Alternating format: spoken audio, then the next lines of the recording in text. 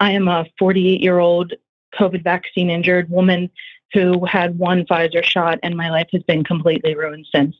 I was bedbound for 2 years, still am housebound, have lost all of my life savings, and every day is just torture. And what I find very interesting is a complete lack of a call for immediate help for the people who are genuinely suffering. This has been demoralizing, dehumanizing, and this is absolute torture.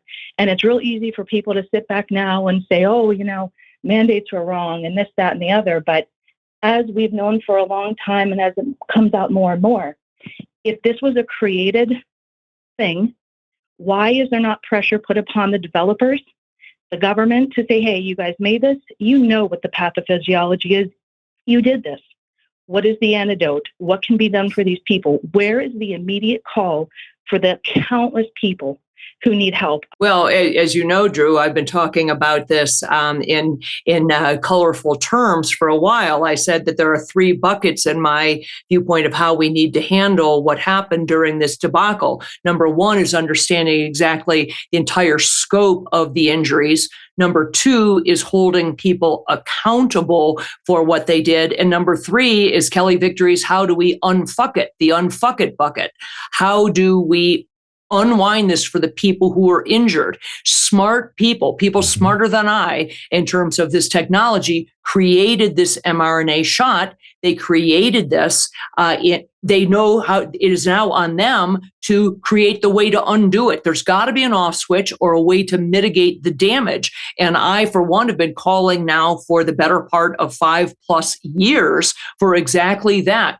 The injuries are mounting. People's lives have been destroyed, much like this caller's. My heart goes out to you. I hear reports on a daily basis, and certainly at the Wellness Company, we work on a daily basis with people who've been vaccine injured and trying to come up with formulations of things to help them.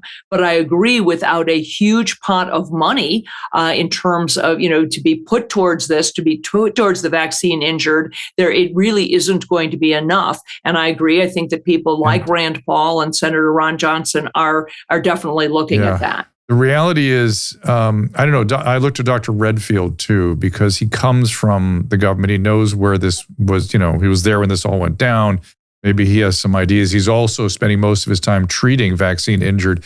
At very minimum, seems like we could have something, I'm going to propose this because I know some of the guys over on the MAHA side, some sort of regular education for the COVID-19 action group or something like that, so they can have access to the best information on what can be done to unfuck it. Jessica, your comment. Well, first of all, my heart goes out to you, my dear. Really, you and everybody who's suffering is the reason why I do what I'm doing. I'd love to hear more about your specific injuries. My thoughts go to a friend of mine who's got an approach, therapeutic approach to remove autoantibodies and garbage spike protein from the plasma in Japan. It's kind of an invasive procedure and it would require going to Japan, so it's not for everybody. But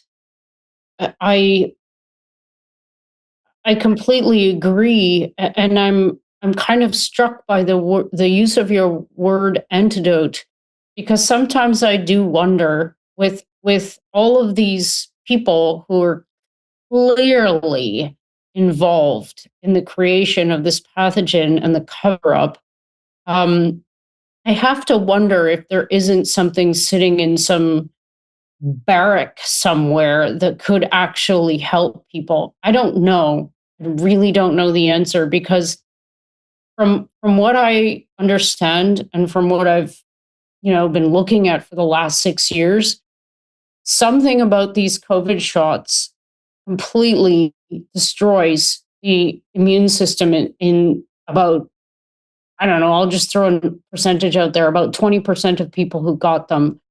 We have yet, after all of this time, because we're not allowed to even ask the freaking questions, what why is it some people and not other people who are experiencing like massive immunological dysfunction to the point of almost having AIDS